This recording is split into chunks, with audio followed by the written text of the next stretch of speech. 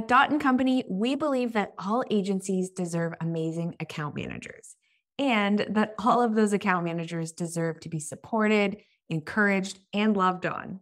That's why we started CAM Community, a membership only for account managers.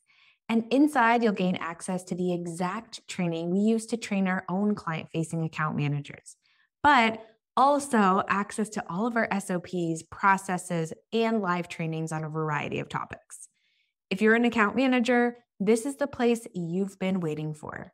Learn more at dotandcompany.co/CAM community.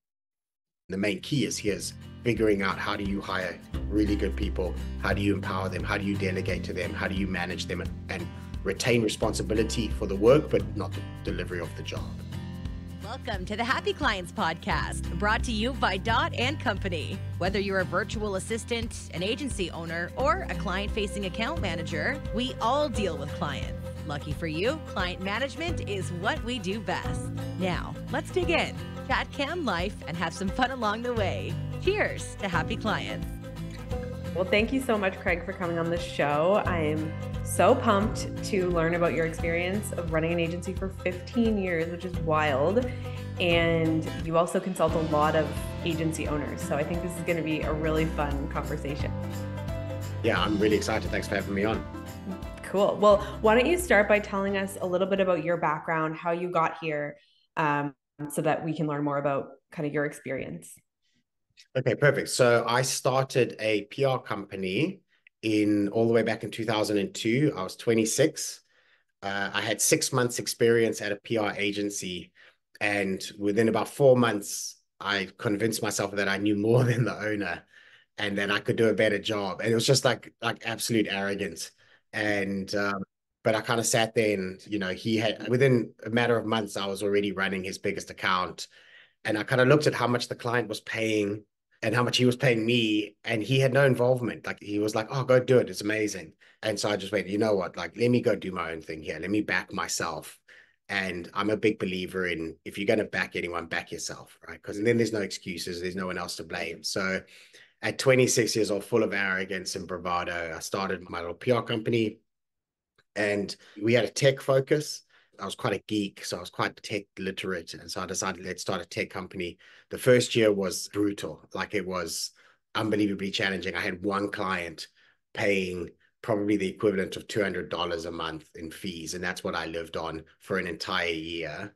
And then I got an amazing phone call from a South African tech guy who was like, hey, I want you to come work for me.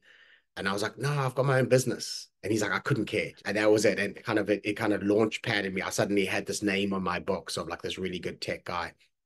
And I was able to do good work for him and trade on it to grow. But anyway, so I was a small agency. I was stuck at about 5-6 people for quite a number of years. I was living the dream, living the lifestyles, making enough money to go snowboarding every year. And I was still super young. And so I think even being a 5-6 person agency was probably a higher level of, was better than I ever expected of myself. So I was very comfortable there. But after a while, I got this kind of itch and went, I don't want to do this for the rest of my life. But this is not a business I can sell. Like, no one's coming in to buy a 5-person PR company type of thing.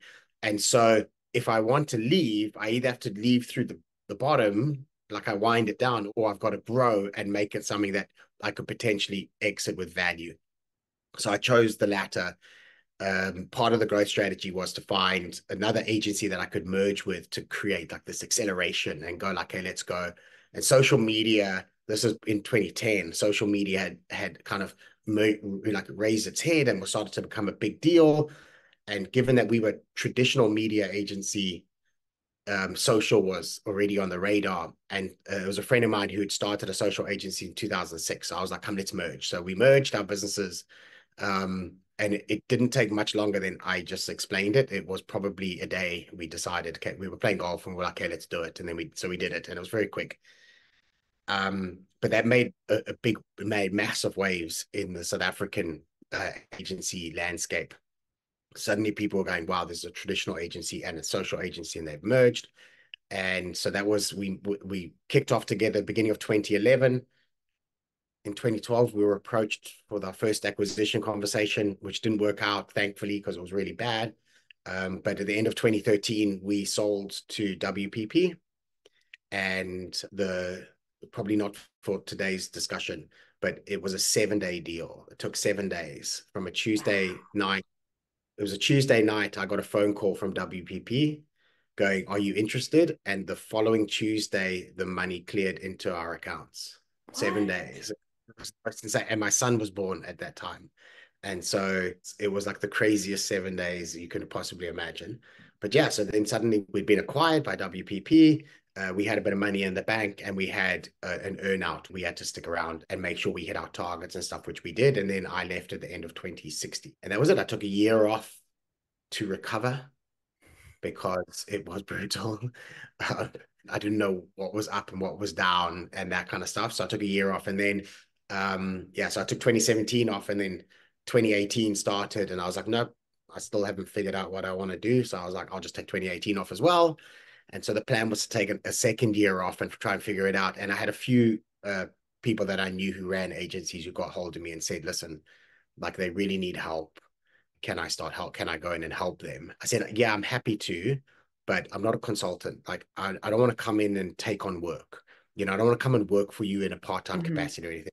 I'll tell you what you need to do, and you just become a better agency owner.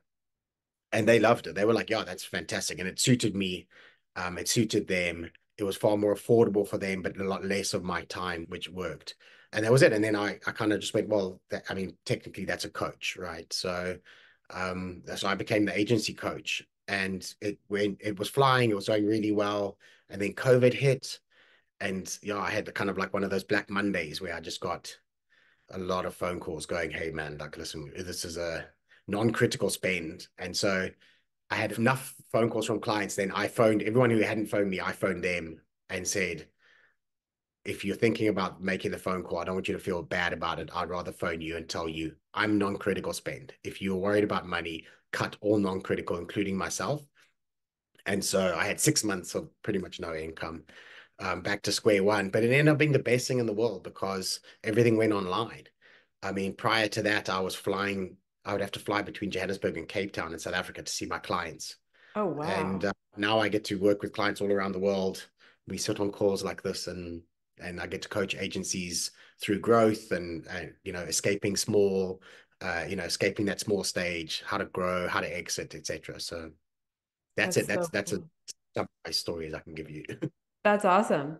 And okay, so let's talk about how you structured your team to go from that 6 to how many were you when you exited? 70, 80 odd. Wow. That's huge growth. So what were the stages of growth? What did you start with? Tell me that journey, the team size.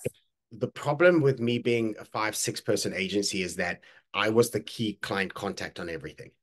Right. And that's how I built it. I did at the time, it was my asset. Clients bought into me because I was the smart person. I was the one who was going to like drive. And then I took a lot of pride in the work. And so all my first hires were people who needed me. It sounds like it's arrogant, as though I put myself, on the top of the castle and hired servants. It is that, but it wasn't from that motivation. The motivation was the clients are buying into me, and I just need people to support me. And so I just started finding things that I didn't need to do that other people could do, and would hire for that. And it was, so I'd hire junior client service people and, like writers and that kind of stuff. And I still held very tightly every client relationship. And the turning point was when I merged with, as I said, in 2010, 2011, when I merged with my business partner to be Mike. Mike was the opposite. Mike was not interested in being that central person. Like, the clients loved him. He sold like the agency and the services incredibly well, but he always positioned it as going like, guys, we've built this incredible team of executors. Like, when you guys sign on, you're going to get the best of the best coming in, and they're going to do amazing work. And so Mike, just in his part of his DNA, was this delegation. It was, I'm not the person doing your work. I'm the person here who's going to help you with your strategy and your understanding, but I've got a team of incredible executors, and they're going to do your work. And clients were fine with that. And I blew my mind. I was like, oh, I didn't know you could do that. I didn't know it didn't have to be you. And I guess that's the difference between I was a business, I was an agency, but I was kind of like just a high functioning freelancer type of thing, because it was all centered around me. And so the key thing that changed this like 5-person trajectory and led us to 70 people was the belief that it's a far better business strategy to hire people who are better than you in every facet, and support them and let them be brilliant and give them the space and give them the tools to be brilliant, and kind of get out of their way. An agency can't scale around an owner. When you win a new client, and this is one of the simplest questions and one of the challenges I give to all my clients. So if you win a new client, does your life get better or worse? And for most people, their life gets worse, That right? is You go like, oh, gold. that's another couple hours in the evenings. That's another weekend gone. But people keep telling me I'm supposed to win new clients.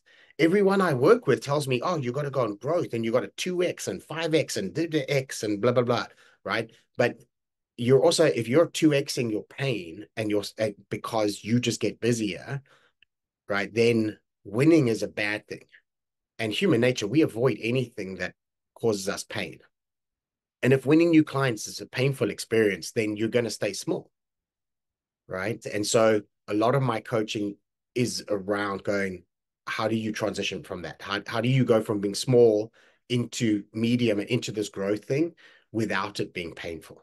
I mean, the main key is figuring out, how do you hire really good people? How do you empower them? How do you delegate to them? How do you manage them and retain responsibility for the work, but not the delivery of the job? That is so key. So many, I would say 90% of the agencies we talk to are in that same position where they're, like you said, a glorified freelancer, where they are selling people so they feel like they need to be the point of contact forever. And Yep.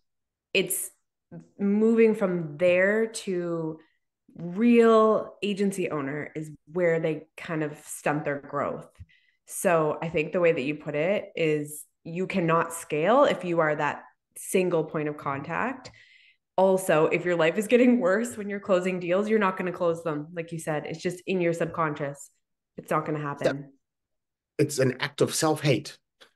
Right? If winning new clients makes your life worse, then that's the surest sign that things are a little bit backwards. I'll very quickly put it into perspective without going into detail. When I did the merger at the end of 2010, because my growth had been stagnant, because it was centered around me, I couldn't grow. So we got to my capacity, and then we stayed like at that for a few years.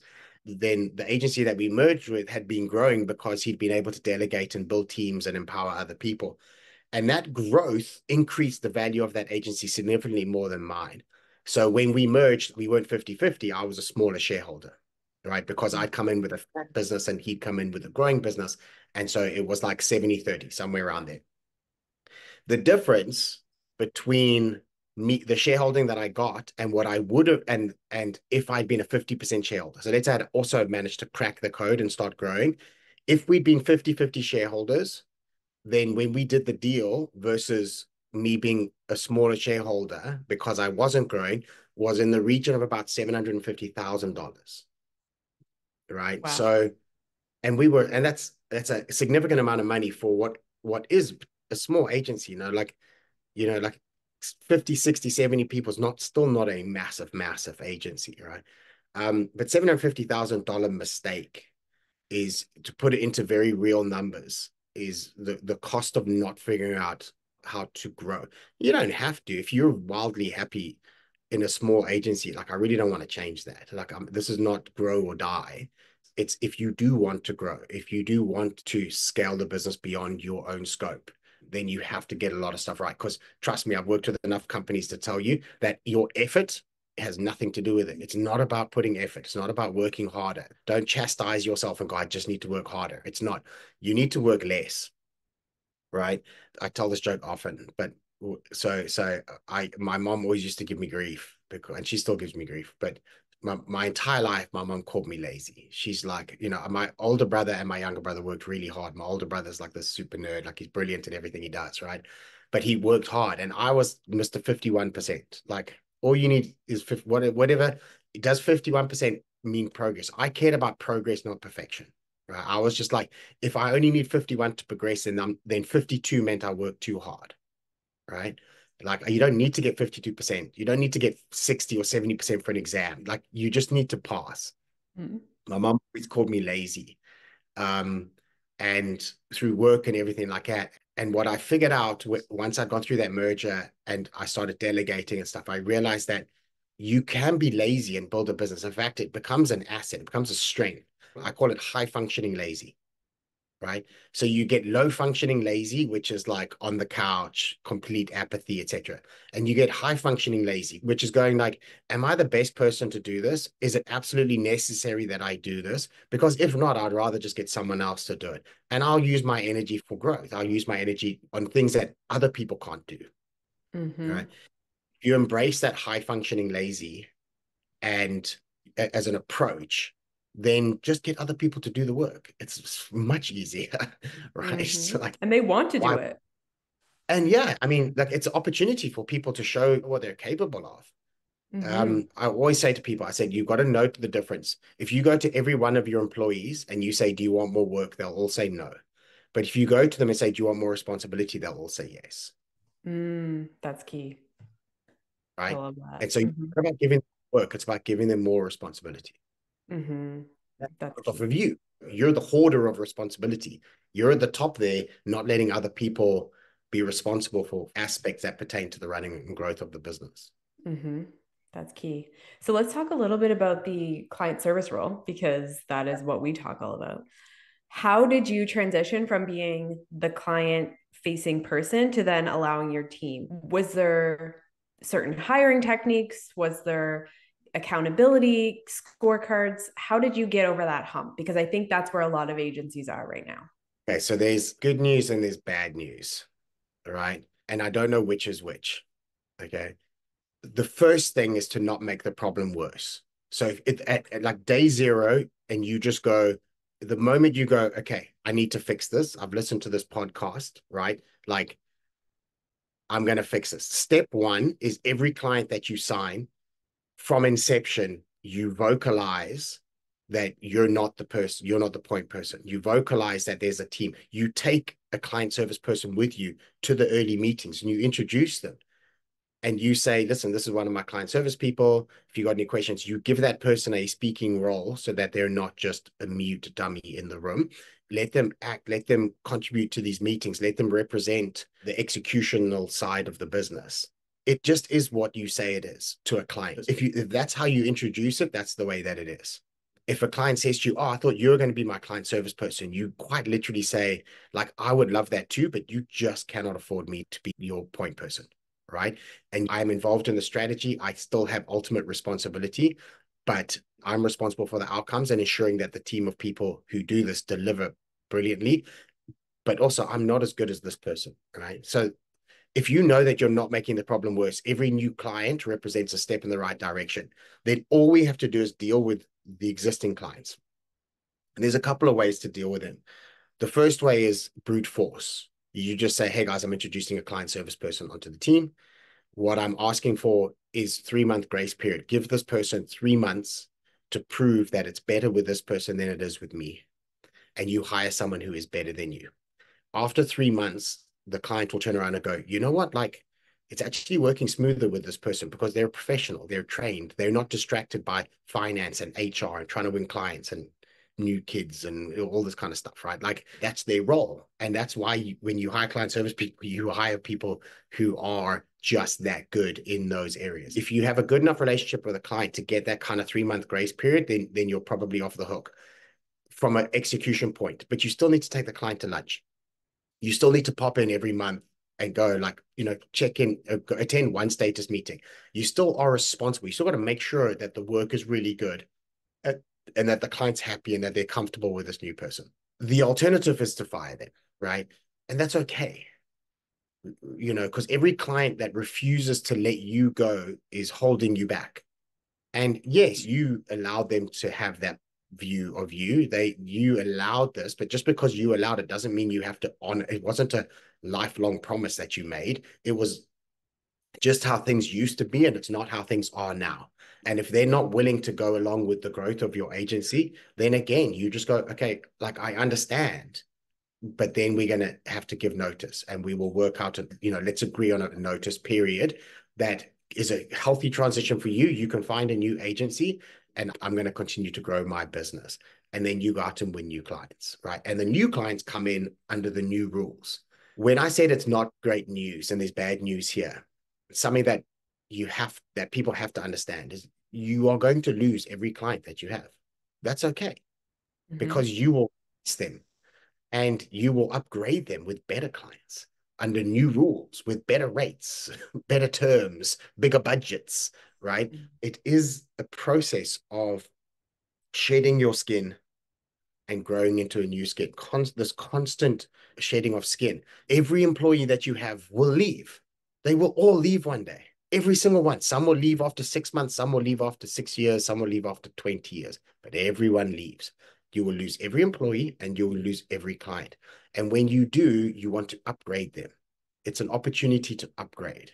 And so losing clients isn't a bad thing. It's part of the growth. And if you have to lose clients that are desperately trying to hold you back, then that's a good thing. Right. So true. It's like there's two options. You either introduce somebody who's better than you or fire your clients.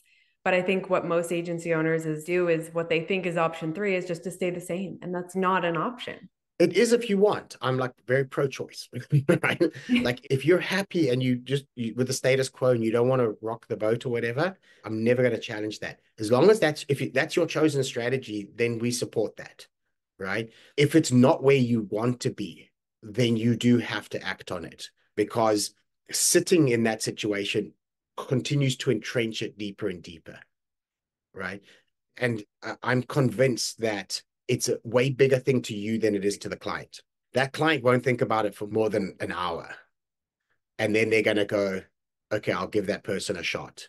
And when that person is better than you, when they're more present, when the delivery and the turnaround times are quicker, when they're like super proficient and they're just one of these brilliant executors, then the client goes like, oh, fantastic. So I hired a lady towards the end of my plateau stage as we started to grow.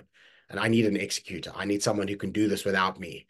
And I hired a lady, and we were doing work. We had Symantec, the software security company. We had them as a client. And we'd had them as a client for a while. And then I brought this other lady on. And the client, within a couple of weeks, the other client said to me, listen, Craig, please can you stop coming to these meetings? Because you really are disruptive. And Monica and I've got this, right? Like, we've got this. Just stop coming to the meetings, please. And she said, I want you, from a strategy point of view, I want you involved. I love your brain. I want to know that I'm not losing you, but I don't want you in these meetings. Like, the girls are getting stuff done and you are the bad influence type of thing. And I was so angry and so happy at the same time. And can you be happy and sad at the same time? And yes, you can, because I was sad that I got called out, and I was so happy that I wasn't needed, right? And then it becomes addictive. Then you're like, who else can I hire who's like this? Who else is a brilliant at execution, who thrives in that environment? All of their personal value boxes get ticked by being proficient and being brilliant at execution. And your clients eat those people up. They absolutely love them. Totally. We see it all the time. We come into an agency and the agency owner is there for the first couple months. Then we're like, yeah, no, you just need to go do your thing and leave us alone. And then they're similar to you. They're offended, but then they're so happy. And they're like, okay, see ya. The strategy of saying, I just need to be involved for a few months and then I can ease back, is unbelievably tempting. And it feels like the only option that you have, but it is the trap, right? You have to know you are stepping into that trap voluntarily. Because once you've been in for 3 months, that client doesn't want to lose you, right? There's a level of assuredness. There's a level of comfort they feel by having you in all the meetings and in all the rooms. And what you're doing is you are maliciously undermining your team, right? Because the moment you are not in the room, that client's going to go, oh, where's Craig? I don't know. Oh, no, Craig's not here. We're here now. Well, you've never spoken in a meeting before. You've never come up with an idea. How do I know? And it's that doubt. So yes, you will be more involved in the onset of a client. I get it. But limit that role to strategy, limit the role to client service, and vocalize the fact that your team does the work and allow your team speaking roles in meetings, allow the team to present their work.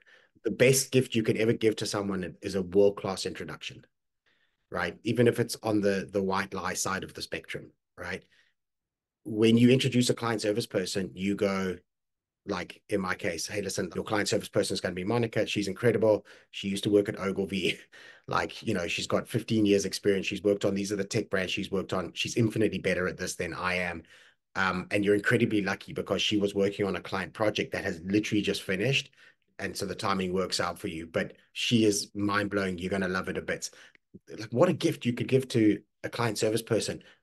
That's the best gift you can give them, is to actually position them as that at that level of professionalism, right? And then you're like, cool, walk out there, and the client will believe you because that's why would they not believe you? Mm-hmm. I agree. I love that. I love that approach of really putting the client service person on a pedestal on both sides. It's great for the client. It's great for the client service person. And then you kind of like set that up for success and then walk away with, well, slowly walk away, which is. So again, yeah, you don't walk away, you elevate your role. So this is as an interesting tactic.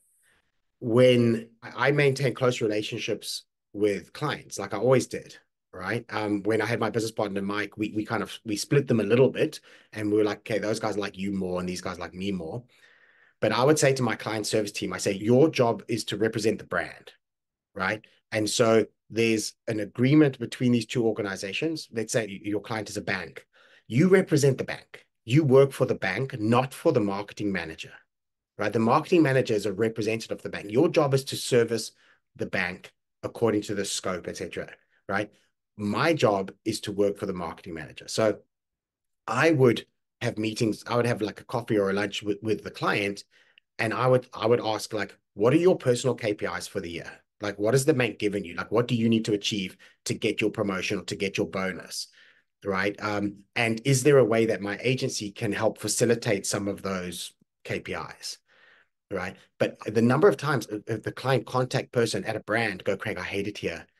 Like, do you have, like, you know, can you help me find another job? And you're like, yeah, absolutely, right? I, as the owner, I worked for the human. I had the human relationship, and my client service people worked for the brand, and it allowed them to be firm. They were the bad cop. I was the good cop, which is very much a flipped role. But they were the one who went, this is the scope, this is the agreement, this is the work that we've committed to, and this is what we deliver on. And they represent that. And I was the one with the client going, like, yeah, like, how do I help you hit your KPIs? And I've got an extra ticket to this conference. Do you want to join me at this conference? Or whatever it is, you know, come and let's do a podcast or something like that. Like, I wanted to make sure that that client, the human client, felt unbelievably special, felt like we were looking after them, that we were representing them, and that we were helping them improve their career at the same time as we were doing amazing work. I love that. That's so key. I'm going to snip this and share it with our team because that's. We're doing this. Yeah, you've done this before. I love it. Yeah. It's interesting. So you and I chatted before about, you know, the role of client service people. And I came from client service. I worked with loads of client service people over the years.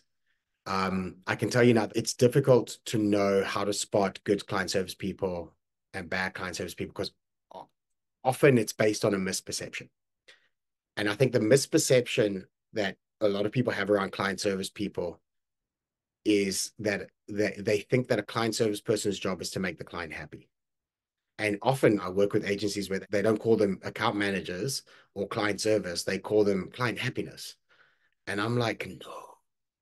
Like, your contract doesn't state that your job is not to make the human happy, right? The most effective client service people I ever worked with, hands down, and it was the single identifier I could use to spot a really good client service person, is they almost operated as this kind of impartial third party to the agreement between my agency and a brand, right? I totally agree. And they represented the scope and the quality of work, right? And they didn't work for me and build defenses to fight off the client, and they didn't work for the client and bleed all my profits out of the business by just saying yes to everything and committing to every deadline. And, you know, like a client service person who says yes is just causes nightmares, right? But the client service person can correctly represent the scope and the quality of work. Then they can call both parties to account, because then they can say to the client, listen, if you want this quality of work, like I represent the quality of, if you want the quality of work, then you need to put money in, right? But you can't come with these budgets and expect a quality of work at this level, right? And then they also get to say to the agency, no, the client's paid you, right? Like, I got you enough budget, you now need to deliver. This is not acceptable, etc. Right? And then if it's something outside of scope, then they say to the client, yes. I always say to people, don't try and train client service people to say no. A client service person doesn't have the word no in their vocabulary. You weaponize the yes. Allow them to say yes. Yes. Hey, can you guys do this? Yes, absolutely. I'll send you a quote. Yes, of course we can do that. I'll put together a costing. Yes, absolutely. We're so excited to do this. It's outside of the current scope of budget. Do you have budget? You know, like, just say yes to everything. Yes, but yes, of course, I'll send you a quote.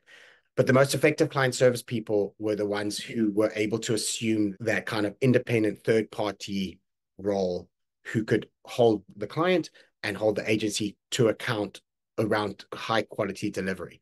Any client service person who thought that they worked for the agency pissed off clients, and any client service person who thought that they worked for the client pissed off the agency and bled profits.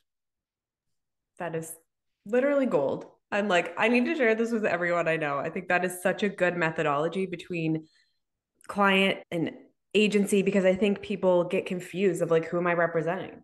And it's true. You're right in the middle. You are that third party. You represent both in different ways.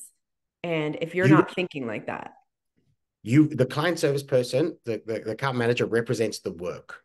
mm-hmm. No one else represents the work.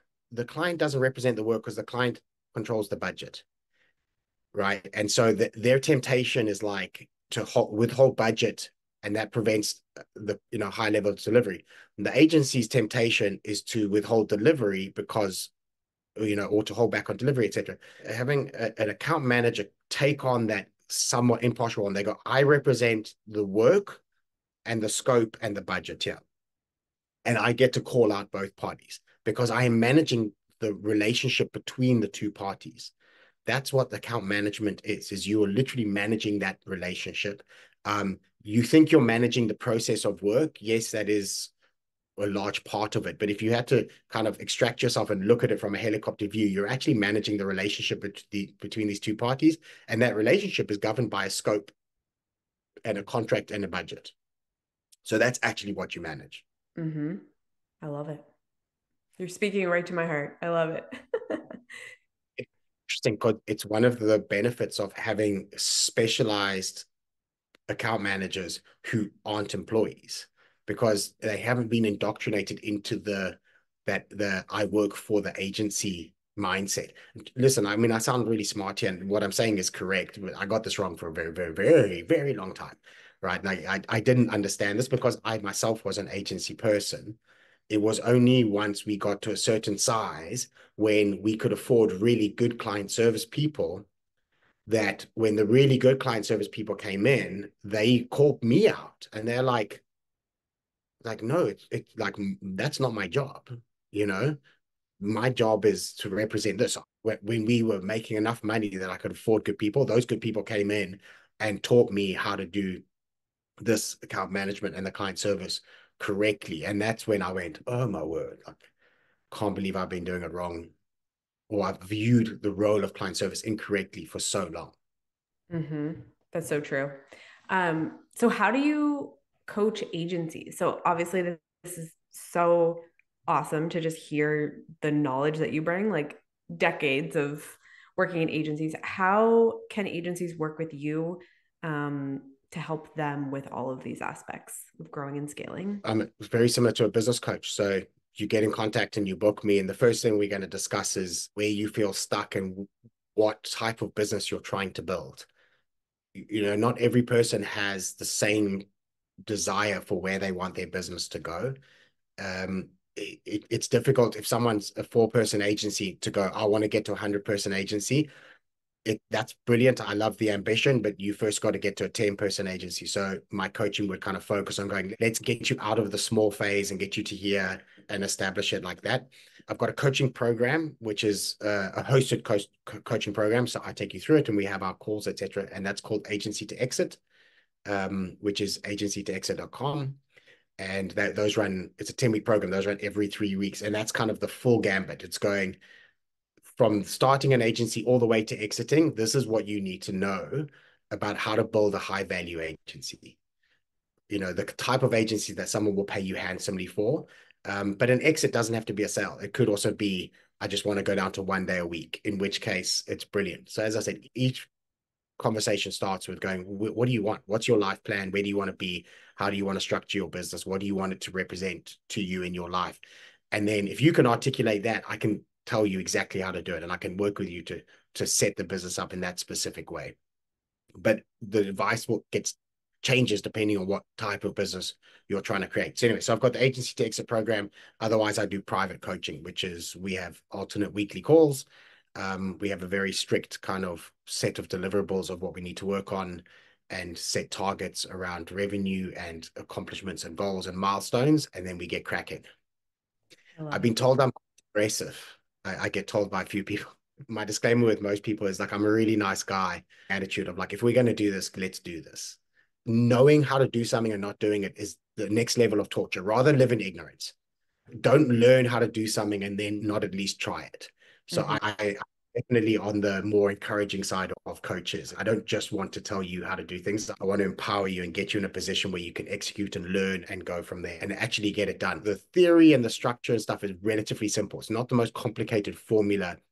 It's not the most complicated recipe, but it can be quite difficult. And it can get a little bit topsy-turvy when you're in it. You know, if you don't have that perspective, it can feel a little bit daunting. 100%. I totally agree. Well, thanks so much, Craig, for coming on the podcast. This was an amazing episode. I was just like nodding my head the whole time. I love your energy. I think anybody who gets to work with you is super lucky because you're just, like you said, a really great guy and really smart. So I'm so grateful that we were able to have you on the podcast. Amazing. Thank you so much for inviting me and for having me. It's great. I'm glad I added value. And hopefully we'll get to do it again soon. Yeah. Thanks so much, Craig. Cool. Thanks. We'll chat later. Cheers to happy clients.